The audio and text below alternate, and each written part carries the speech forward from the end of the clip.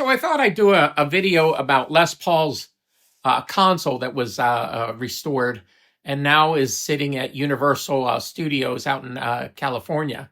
And you can see from the pictures of Les Paul using this console. It's a 3-bus console, 8 channels in, and it's I'll play a video after this of a guy explaining how the console works, but also the guy explains how Les Paul was recording from one recorder to the other and how they restored some of that stuff. And then there's a second video I found of the director for the recording program talking about how they want to have students record just like Les Paul so they can understand and appreciate the whole process. And then the third video that I put in, I found somebody that worked at Universal Audio or Video Universal Studios, I guess still there. He was there for 20 years. And he's talking about Studio D. And the interesting thing about that studio is where the Les Paul console is now. So look at how the room is configured and how it is configured now. But looking at the pictures of Les Paul's console, I always thought that was curious that a lot of pictures of him with the console in a position of him working on it. And I don't know if he was repairing it or if he was just futzing with it to make it even better. But there's a lot of pictures, and I'll put them in behind where I'm talking, where you can see that. And I always thought that was fascinating. But knowing what I do know of him, he's always was improving things. So he probably figured out a way to do it even better and just flip the console up and start working on it.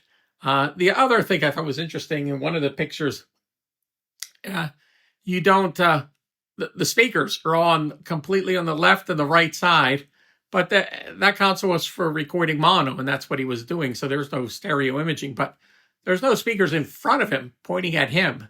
I thought that was a interesting thing. But it always seemed like his studio was in flux. He was always doing something in there. But I did the video on the EMI console, and everybody seemed to like that. So I thought, why don't I do this on the Les Paul console? And this is kind of an interesting thing that they did. They restored it, put it in a studio, and have people work with it. Where that EMI console, I don't know if anybody's ever going to get to use that.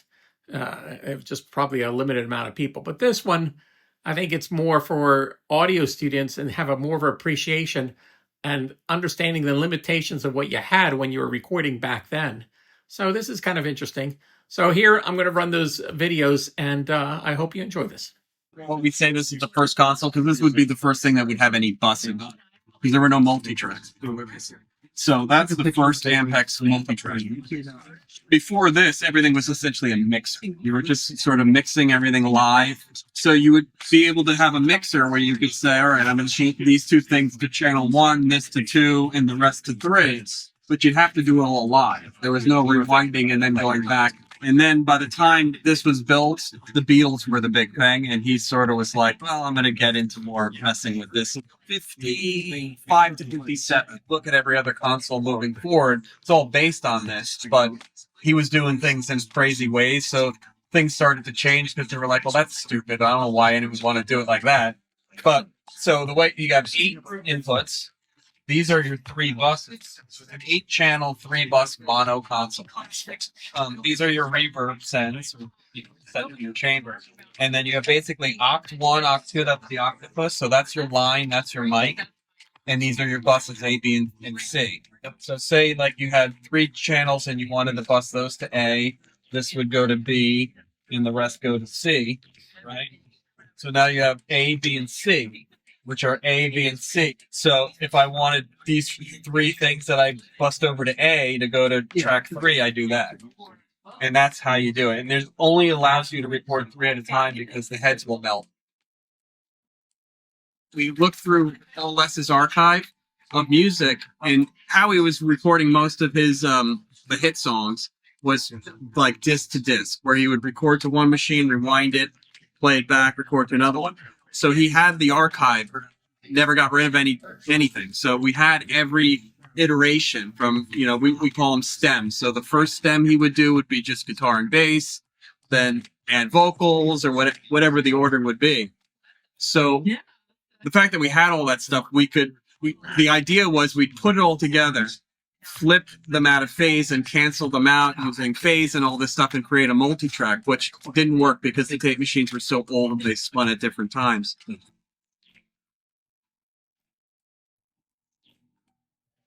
So these yellow tracks would be his original stems. So you would have like just one that's just the guitar and bass. So this would be what he would do first. And then he would rewind it, go back, and then you hear the same thing, but now you'll see the vocal come in on this.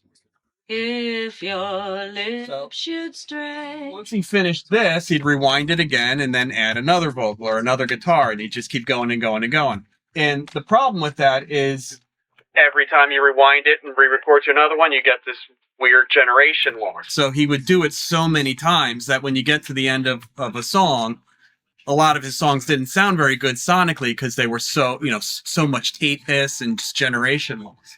The idea with this was to try to figure out a way to recreate a clean multi-track.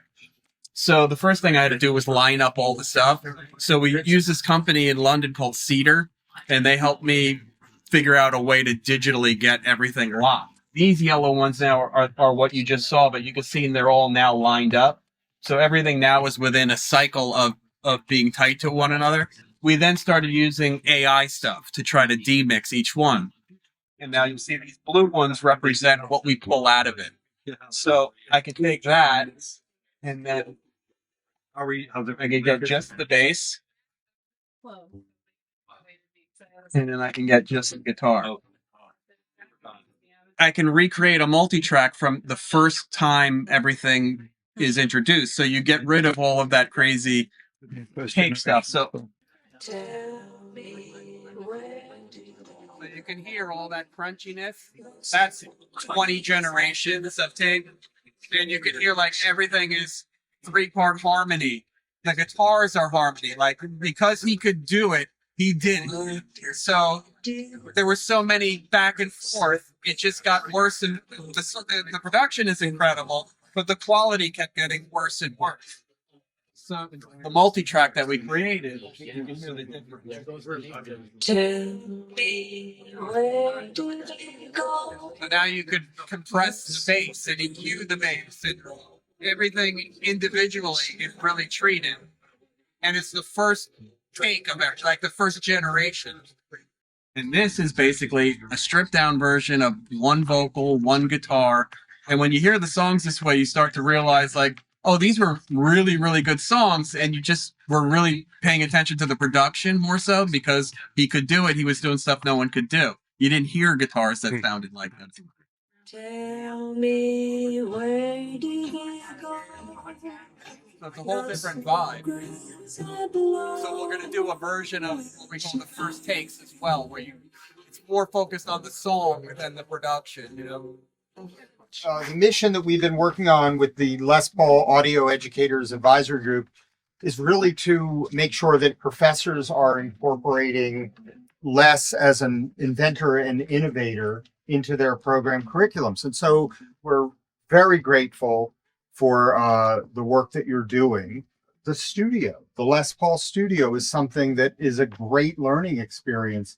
One of the things that comes up often when we have our meetings is the value of limiting students to be able to only record in a way that Les Paul would have, you know, with bouncing or with limited use of tracks. And maybe that's something that evokes creativity and new ideas. Let's head into Studio D, and Alan Sides wanted to put this in as a standalone mix room in the early 2000s. I mean, we have had a tenant in here for about 5 or 6 years now. I can't, in the interest of client confidentiality, I won't tell you who it is, but they've done quite a few records in here.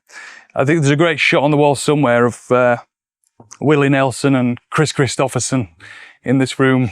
I remember Willie pulling up in his big tour bus, coming out in a cloud of smoke. That was fun.